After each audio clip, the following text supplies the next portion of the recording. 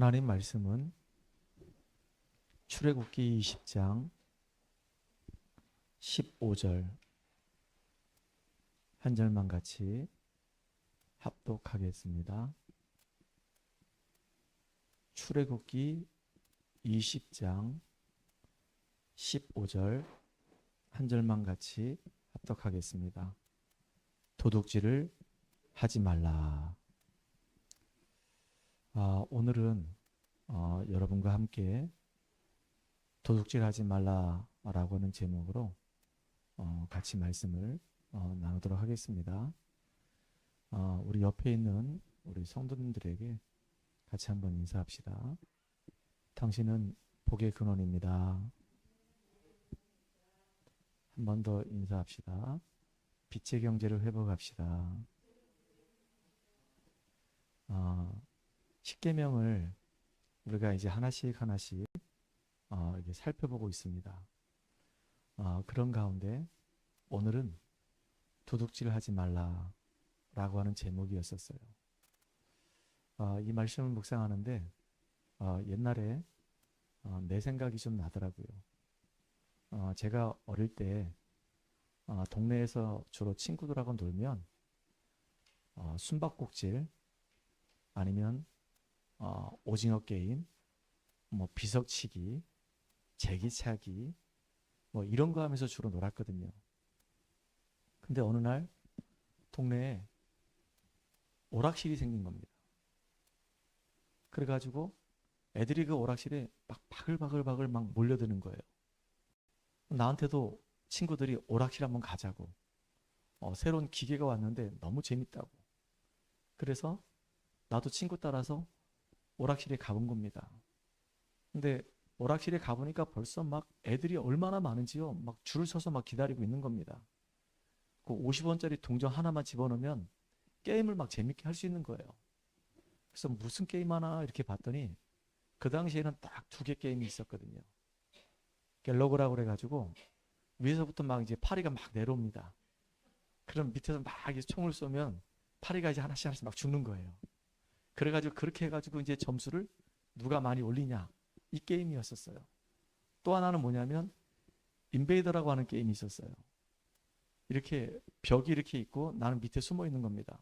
그럼 저 위에서는 이 벌레 군단이 이제 음악과 함께 이제 자꾸 이제 이렇게 이동하면서 내려오는 겁니다. 그럼 이제 벽 사이에 숨어가지고 총을 쏘면서 그 벌레들을 다 죽이는 거예요. 그래가지고 그 벌레들이 굉장히 많은데 내려오기 전에 다 죽이는 겁니다. 그래야지 게임을 이기는 거예요. 근데 한 번도 제가 그런 오락 게임을 해본 적이 없거든요. 너무 재밌는 거예요. 그렇게 막 재밌을 수가 없는 겁니다. 그래서 이제 친구가 나는 돈이 없었으니까 한번 해보라고 해가지고 이제 50원을 얻어가서 한번 해봤는데 그렇게 재밌을 수가 없는 거예요. 집에 왔는데 그 게임이 머리에서 떠나질 않는 겁니다. 막 그 갤러그 그 파리들이 막 내려오는 막 꿈이 막 생각이 막 들고 막 인베드에서 막 군단들이 막 내려오는데 막 내가 막 총을 쏴가지고 그 게임에서 막 승리하는 그 생각을 계속 하다 보니까 자꾸 하고 싶어지는 거예요. 그 게임을. 그래가지고 어머니 속여가지고 어머니한테 이제 돈을 받아가지고 물건을 산다 하면서 학용품을 산다 하면서 물감을 산다 하면서 돈 500원, 200원 뜯어내가지고 그 돈을 가지고 뭐 했냐? 가서 게임하는 겁니다. 참 재밌더라고요. 학교에서 뭐 필요한 게 있을 거 아니겠습니까? 그 500원이 필요하면 꼭 어머니한테 600원이 된다 그러면서 100원 띄워먹고 그 100원 가지고 가서 게임하고 제가 그 짓을 참 오래 했습니다. 근데 그렇게 하다 보니까 이제는 저도 어느 정도 게임을 좀 이렇게 잘하게 되는 거예요. 친구들하고 이제 경쟁이 붙을 만큼. 근데 이게 뭐 돈의 한계가 있잖아요. 내가 쓸 수 있는 돈이 늘 100원 아니면 200원이란 말이에요. 답답하더라고요. 그리고 그 당시에는 500원짜리 동전이 막 나왔을 때란 말이에요. 아주 새삥 반짝반짝 빛나는 거.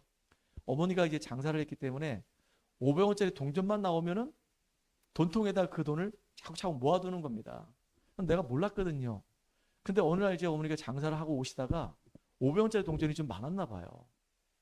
그래가지고 그 동전을 우리 옷장 그 가운데 그것도 중간에 옷을 싹 이렇게 걷어내더니 거기서 돈통을 꺼내는 겁니다.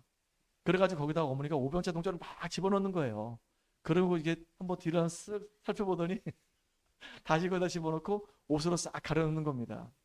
내가 다락에서 그걸 봤거든요. 다락에서 숨어있다가 그걸 슬그머니 봤거든요.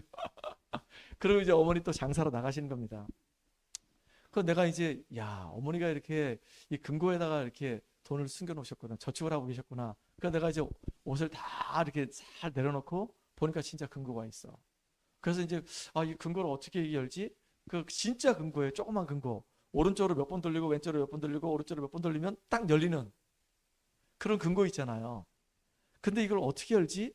막 하다가 막 돈이 얼마나 많은지 이 금고가 무게가 있는 거야. 그동안 어머니가 막 500원짜리를 참 많이 모아놓은 거예요. 탁 돌렸는데 거기에 어머니가 써놓은 거예요. 숫자로 이렇게 오른쪽으로 몇 번, 왼쪽으로 몇 번, 오른쪽으로 3번 뭐, 왼쪽으로 2번 뭐, 오른쪽으로 1번 뭐. 그래서 내가 이제 진짜인가 해서 돌렸더니 땅 하고 열리는 거야. 나 이제 완전히 횡재했다. 그래가지고 뭐 돈도 많으니까 진짜 그때 처음으로 내가 그 이제 그 어머니 그 돈통에 손을 넣는 겁니다.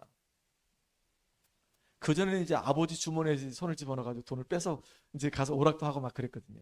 나쁜 짓 많이 했죠. 그래가지고 이제 돈을 500원짜리 이렇게 주워가지고 몇 개를 처음에 이제 한 2개, 3개 하다 보니까 있죠. 참새가 방앗간 그냥 못 지나간다고 계속 찾아가서 이게 한 번 할 때는 힘들었는데 2번 할 때는 아주 그냥 자연스럽게 3번 할 때는 아예 뻔뻔스럽게 그렇게 막 이제 3,000원, 5,000원 이제 액수도 많아집니다. 처음엔 1,000원 가져가면서 벌벌 떨었는데 나중에는 이제 막 5,000원 가져가는 것도 하나도 두렵지가 않아요. 그렇게 가져가는 겁니다. 그렇게 했는데 처음에 돈통 들 때는 무거웠거든요. 어느 날 지나니까 돈통의 무게가 조금 이제 가벼워지게 느껴서 이제 걸리기 딱 좋은 거예요. 그러니까 이제 어머니가 이제 돈통에 돈 들어갈 때마다 나는 긴장이 되는 거예요. 그전에는 어머니가 그 무게감을 잘 못 느꼈는데 이상하다. 요즘 이상하게 돈통이 가벼워. 그러면 나는 막 찔리는 겁니다. 그런데 어느 날 이제 걸렸어요.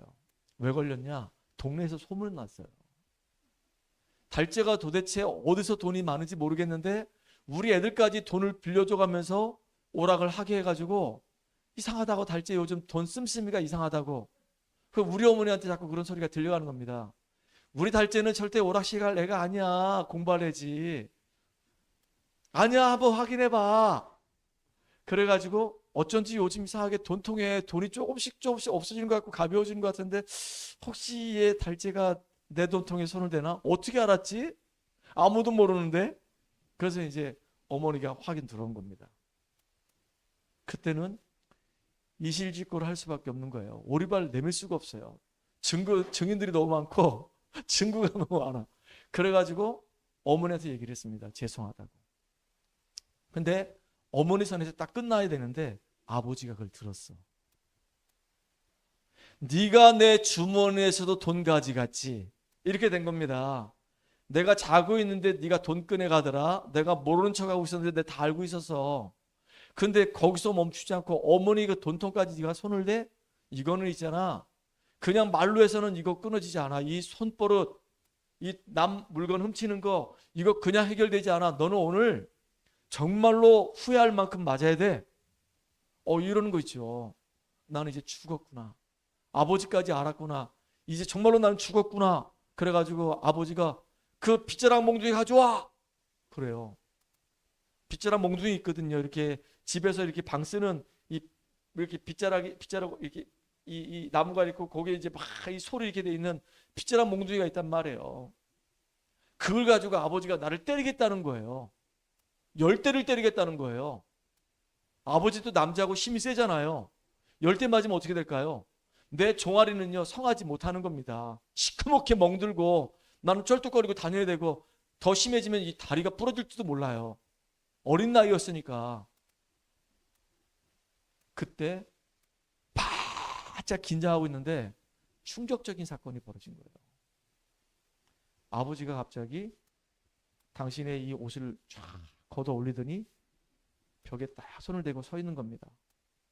그리고 나보고 와서 때리라는 거예요.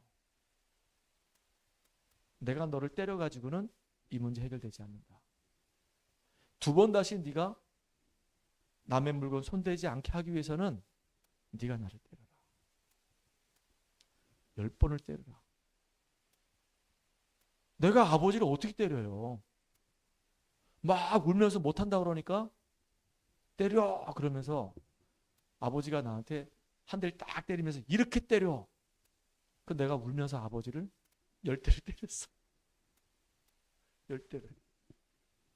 그때 이후로 도벽이 싹 해결돼 버렸어요. 남의 돈에 손을 안 댑니다. 남의 물건 아무리 탐이 나도 건들지 않습니다. 한 번은 제 동생이 집에 들어오는데 삼천리 자전거 아주 새 거예요. 반짝반짝 빛나요. 그거를 끌고 왔어요. 그래서 야, 너 이 자전거 이거 어디서 났냐? 그랬더니 동생이 형, 길을 가다가 보니까 이 자전거가 있어가지고 누가 버린 줄 알고 가져왔어. 그때 있잖아요. 제가 갑자기 너무 화가 나는 거예요. 그래가지고 나도 모르게 내 동생 뺨을 때려버렸어요. 그거는 남이 버린 게 아니고 그냥 길에다 세워놓은 거야. 너는 이거 남의 물건 훔친 거야. 왜 이런 짓을 했어? 얘가 뺨을 맞고 나니까 정신이 번쩍 들었는지요. 막 울면서 자전거를 너무 타고 싶은데 어떻게 하란 말이야. 그리고 아무리 내가 기다려봐도 이거 안 가져갔어. 그래서 내가 주인이 없나 보다 하고 그냥 가져온 거야. 그래서 그 자전거를 동생하고 같이 어디서 가져왔어? 그래가지고 갖다 놨어요. 이렇게. 오늘 여러분들 도둑질 하지 말라.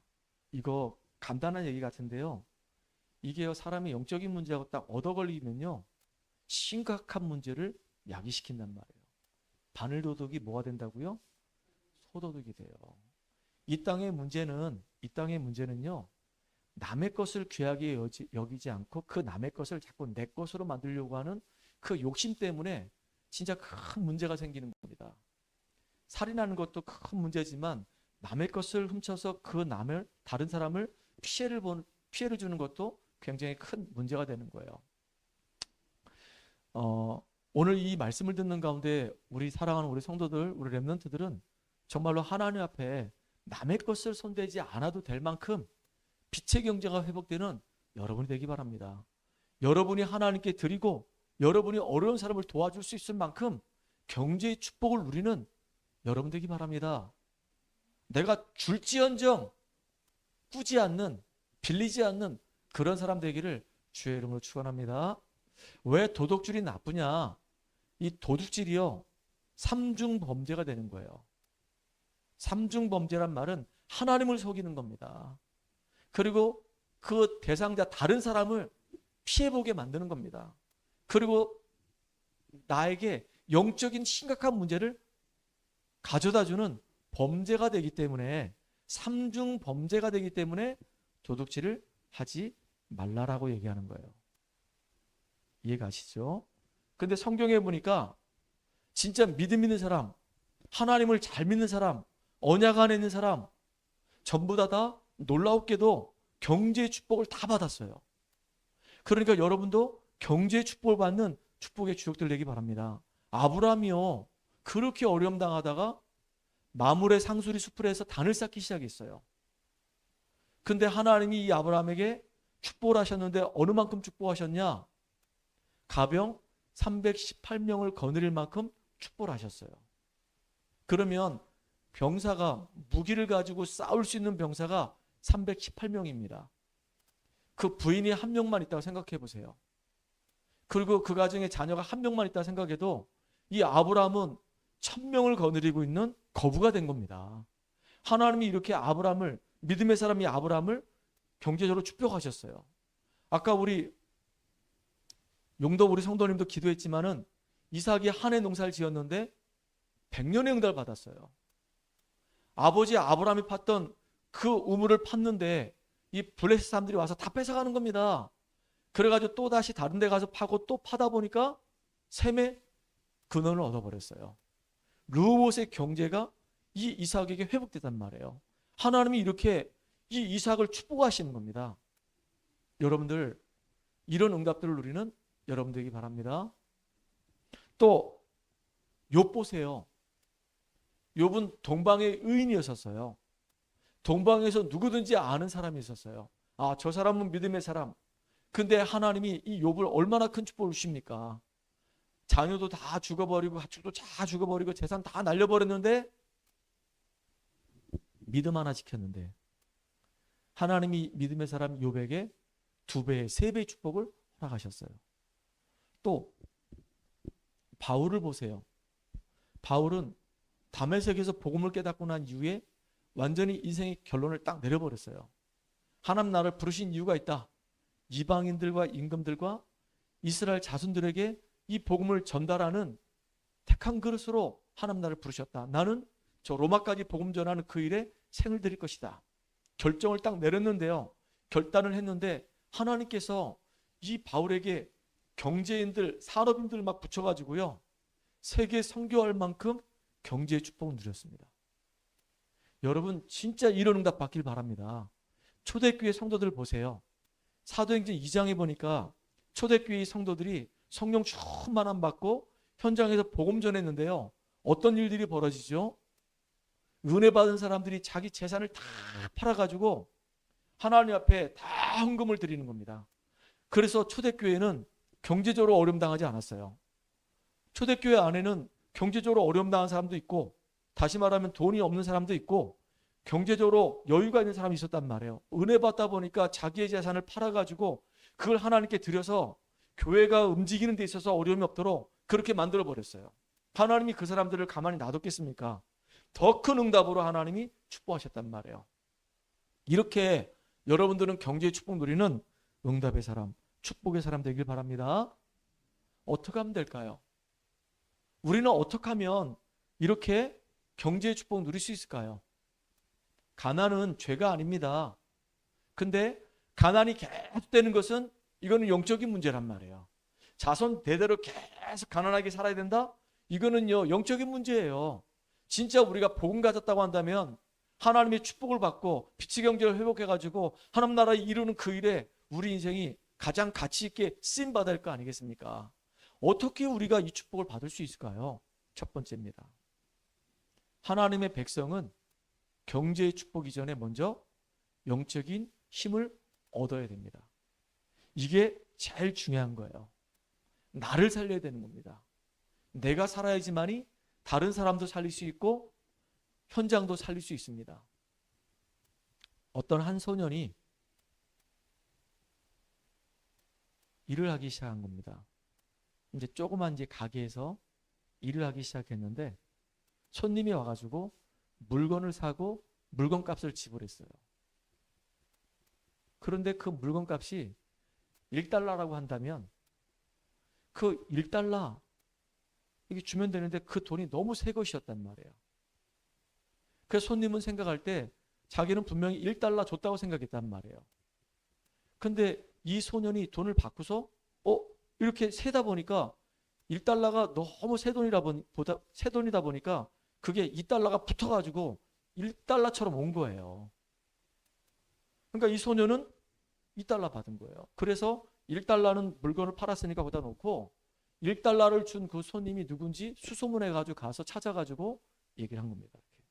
손님이 1달러만 주시면 되는데 이 돈이 새 돈이다 보니까 2달러가 저한테 들어와서 이제 주인한테 1달러 주고 1달러를 돌려주기 위해서 여기 왔습니다. 그분이요 큰 사업을 하는 사장님이었단 말이에요. 이 소년을 보고 너무 애가 괜찮은 거예요. 아이가 너무너무 진실한 겁니다. 그래서 사장님이 생각할 때 이 소년을 그래 내가 일하고 있는 이 사업장으로 얘를 불러서 써야 되겠다 이런 생각이 든 거예요. 이 사장님이 백화점을 운영했던 사장님이었거든요. 그래가지고 내가 너를 우리 백화점에 직원으로 채용해야 되겠다. 먼저 일하고 있는 그 가게보다 내가 월급을 더 줄 테니까 와서 일을 해라. 너 같은 사람이 나한테는 필요하다. 돈이 돌아가는 현장이기 때문에 너 같은 사람이 나한테 필요하다. 와라. 이렇게 된 겁니다. 만약에 이 아이가요. 우와 1달러인데 2달러가 들어왔네. 아싸. 그러면서 1달러 in my pocket 딱 했다고 한다면 나를 이기지 못한 거예요. 진 거예요. 그렇죠? 근데 이 돈은 분명히 내 돈이 아니고 손님이 네 돈을 지금 실수로 나한테 준 거기 때문에 이건 돌려줘야 된다. 자기를 넘어서게 된 겁니다. 나를 이기게 된 거예요. 그 사람도 살리게 된 거예요. 그리고 주인한테 가서 얘기했어요. 저 이제 저 백화점에 직원으로 이제 스카우트 됐습니다. 그동안 너무 고맙습니다라고 인사를 했더니 너무 그동안 고맙다고, 잘해줘서 고맙다고, 먼저 있던 가게 사장님이 칭찬도 해주면서 백화점으로 가도록 도와준 거예요. 인사성도 밝죠. 백화점 갔는데 그 사장님이 이 아이한테 이제 일을 맡기기 시작하는 겁니다. 근데 놀랍게도 이 아이는 기도하는 아이예요. 기도하면서 자기에게 주어진 일을 최선을 다한 겁니다. 근데 최선을 다하다 보니까 그 백화점에 자꾸 이 아이 때문에 이익이 생기는 거예요. 얼마나 좋겠습니까? 나중에는 이제 이 아이가 성장을 했습니다. 어느 정도. 이 백화점 사장님이 이 아이에게 이제 여러 가지 생각을 하는 겁니다. 그래서 한 번은 이런 생각을 하게 된 겁니다. 내가 지금 여기 운영하고 있는 이 백화점을 너한테 맡겨볼 테니까 한번 다 운영해봐라. 저는 초등학교도 못 나왔어요. 저는 배움이 짧아요. 저는 할 수 있는 게 아무것도 없어요. 근데 제가 이걸 어떻게 합니까?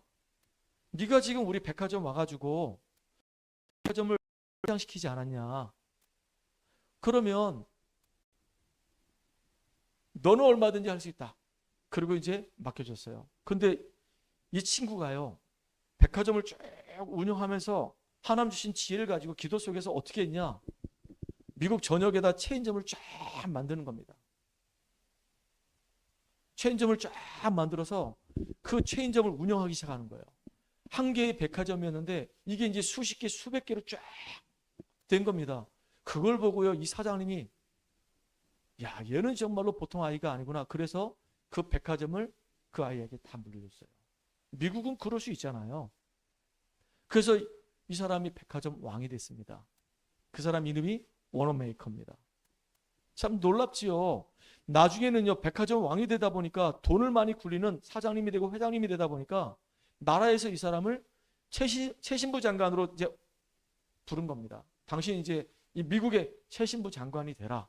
아니, 대한민국에서 경제부 장관 되는 것도 어마어마한 건데 우리나라의 50배나 되는 그 미국에서 최신부 장관이 된다?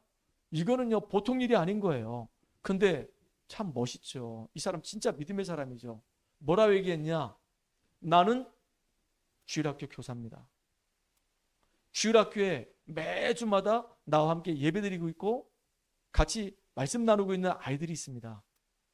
만약에 주일날 내가 우리 아이들과 예배드리는 것이 방해만 안 된다고 한다면, 주일 예배를 드릴 수 있도록 하게만 해준다고 한다면 내가 최신부 장관 역할을 감당하겠습니다. 진짜 멋있는 거죠. 오케이! 대통령이 오케이 한 겁니다. 그래서 이 사람이 최신부 장관하고 주일날 가서 아이들 섬기고, 아니 최신부 장관이 그거 하겠습니까? 주일날 와가지고 꼬마 아이들 만나가지고 얘들아 그러면서 예수님 말씀 전해주겠습니까? 자기 바쁜데. 근데 이 사람의 우선순위는 최신부 장관이 아니에요. 주일학교에서 예배드리는 거고 자기에게 맡겨진 그 몇 명의 아이들을 말씀 가지고 양육하는 것이 자기의 우선순위였단 말이에요. 하나님 앞에 서는 겁니다. 사람 앞에 서는 거 아니에요. 물질 앞에 서지 않았어요. 하나님 앞에 항상 섰어요. 그러니까 하나님이 그 워너메이커를 축복하실 수밖에 없습니다. 이 워너메이커 때문에 다 사는 겁니다. 미국이 사는 거예요. 나를 살리니까 다른 사람을 살리게 되고 결국은 나라까지, 현장까지, 후대까지 살리는 이런 주역이 된 거예요. 그래서 여러분 영적인 힘 얻어야 되는 겁니다. 여러분 나한테 이익이 생긴다. 영적인 힘이 없으면요, 그 이익 앞에 무너져요. 그냥 갑자기 여러분한테 이유도 없이 1억이 생겼다. 사람들 1억 때문에 벌벌 떱니다. 1억 때문에 무너지는 거예요. 영적인 힘이 있으면요, 1억이 왜 생겼을까? 하나 앞에 딱 생각한단 말이에요. 하나 앞에 선단 말이에요. 내 돈 아니구나. 내 돈 아니기 때문에 그 유혹에 넘어가지 않고 이길 수 있단 말이에요. 여러분 승리하시기를 주의 이름 축복합니다. 영적인 힘이 생기면요, 두 번째입니다. 미래가 보입니다. 분명히 성경 말씀에 요에서 2장 18절에 보니까 28절인데요. 장래가 보이고 미래가 보이고 꿈을 꾸게 된다고 그랬어요. 분명히 하나님이 우리에게 복음을 주셨기 때문에 복음 안에서 경제가 회복되기 시작하고 그 경제를 움직일 수 있는 힘이 나한테 있다고 한다면요, 미래가 보이는 거예요. 그래서 내가 우리 랩런트한테 그 얘기했습니다. 너한테 지금 500억이 생기게 되면 너는 그 500억 가지고 뭐 할래? 돈의 종이 될래? 아니면 그 돈을 다스릴 수 있는 사람이 될래? 생각을 한번 해봐라. 나한테 500억이 생긴다고 한다면 나는 그 돈을 가지고 어떻게 그 돈을 움직일 것인가? 그렇게 500억을 굴릴 수 있는 그릇으로 여러분 마음을 키워라 라고 얘기했거든요. 500억이 당장 여러분에게 오면 여러분 어떻게 하겠습니까? 500억입니다. 500억. 저는 그 500억 별거 아닙니다. 1000억이 나한테 들어온다. 저는 그 1000억을 가지고 어떻게 할 것인지 그림을 그리고 있어요. 나는 1000억에 휘둘리지 않을 겁니다. 여러분 정말로 돈의 종이 되지 않길 바랍니다.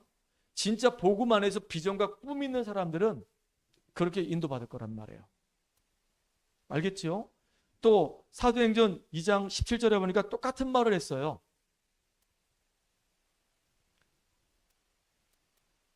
자녀들이 꿈을 꾸고 늙은이들이 환상을 보고 청년들이 뭐라 그러죠? 그런 이야기가 있잖아요. 그러니까 이렇게 하나님이 우리에게 꿈과 미래를 다 보여주신단 말이에요. 저는요, 만약에 나한테 1000억이 생긴다. 그럼 그거 갖고 할 일이 너무 많습니다. 전도와 이 선교 때문에 할 일이 너무 많아요. 그렇잖아요? 하나님은 이렇게 영적인 힘을 얻고 있는 언약 가진 하나님의 백성들에게 숨은 경제를 다 숨겨놨어요. 이 숨은 경제, 이 빛의 경제의 축복을 저와 여러분이 누리기를 주의 이름으로 축복합니다. 오늘도 차 운전하고 오면서 얘기했어요. 우리 용덕 우리 성도님에게 예전에 우리 용덕 성도님이 저한테 했던 얘기도 있고 해서 용덕 형제님이 50억을 벌게 되면은 그 중에 10분의 1 아니지 500억을 벌게 되면은 그 중에 10분의 1 50억 가지고 아까 흥업에 그 사거리에 농협이 있었거든요. 그 황금 땅, 그 땅에 교회를 지어라. 가만히 생각해보니까 50억 가지고 택도 없을 것 같아요. 그래서 그럼 1000억을 벌어라. 1000억을 벌어서 그 중에 100억을 가지고 그 교회를 세워라. 할 수 있겠냐? 그랬더니 아멘. 그러더라고요. 그래서 자기는 뭐 금융에 뭐 관심이 없고 아니 그런 얘기가 아니고 하나님이 너에게 경제 축복을 주시면 그렇게 해라. 그랬더니 아멘 했어요. 옆에 있는 우리 집사한테도 얘기했어요.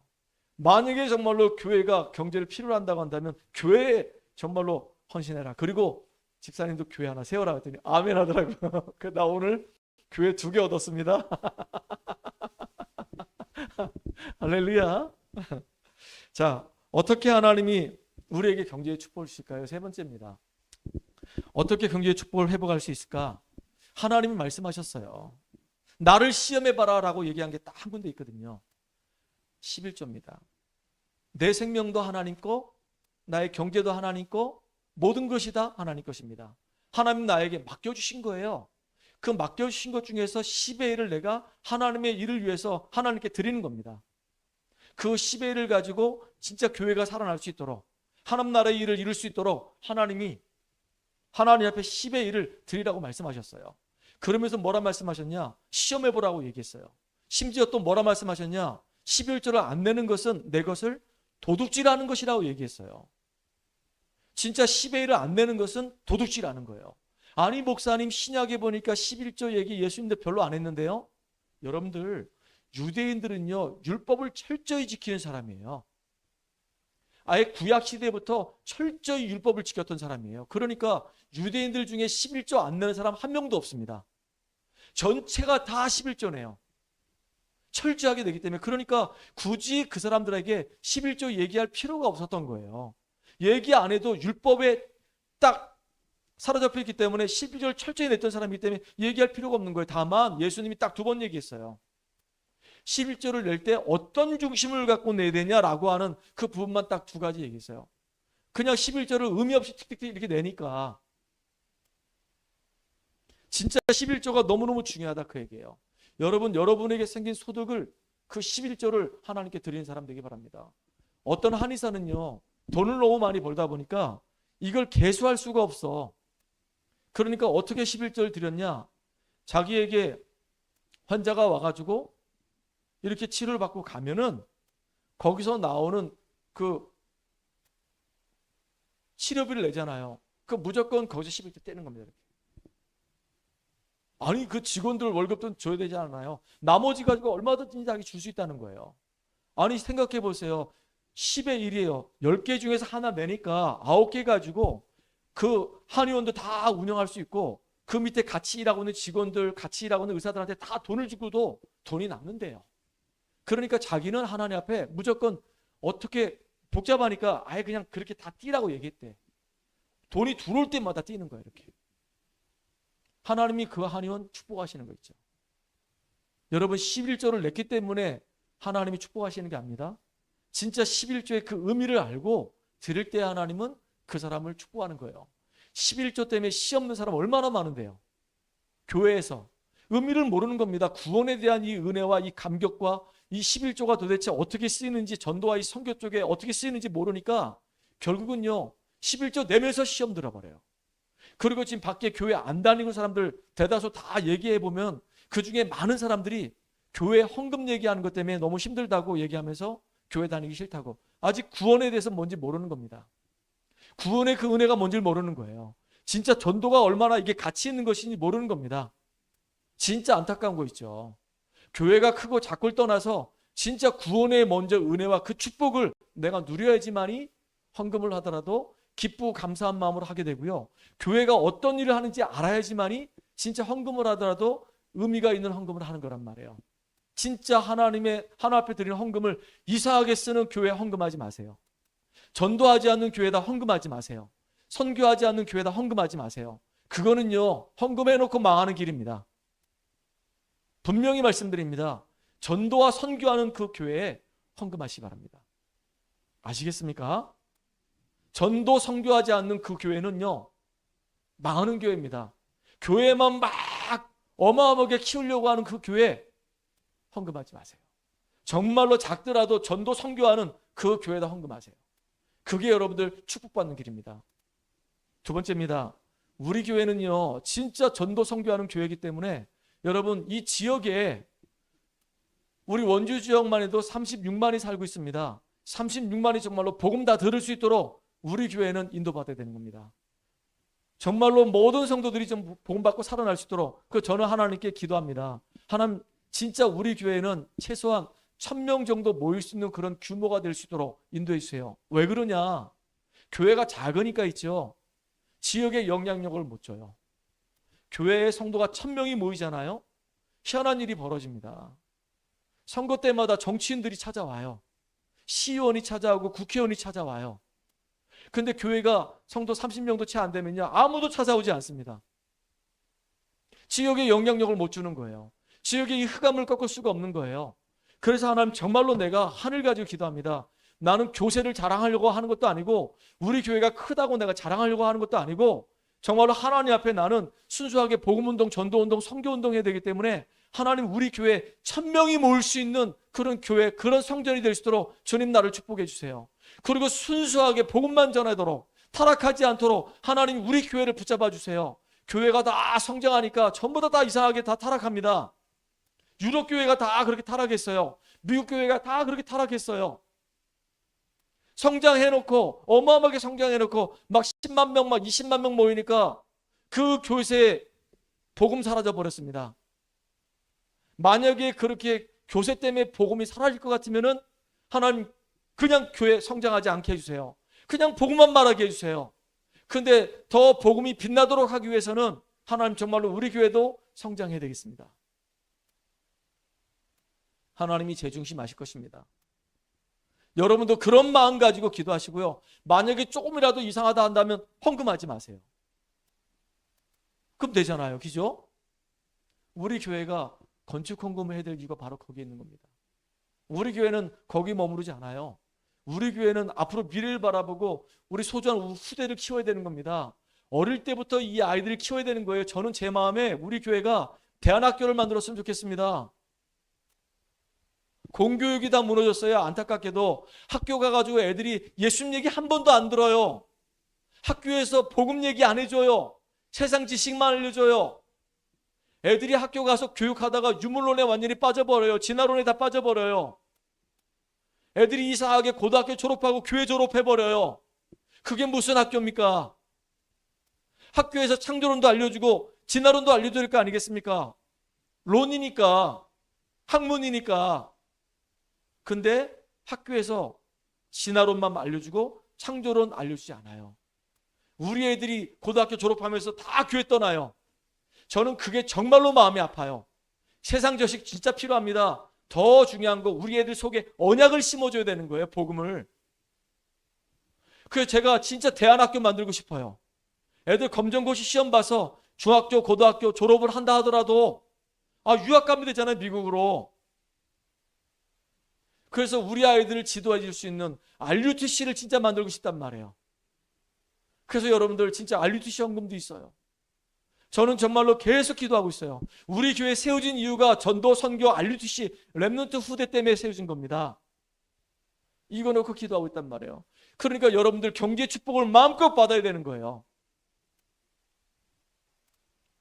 그리고 그거로 끝나지 않아요. 237과 저 5천 종족에 70억 인구가 지금도 복음 듣기 위해서 기다리고 있습니다. 우리는 많은 선교사님들 도와드려야 돼요. 그리고 세계 선교해야 되는 겁니다. 여러분들, 우리 지금 4가지 얘기했어요.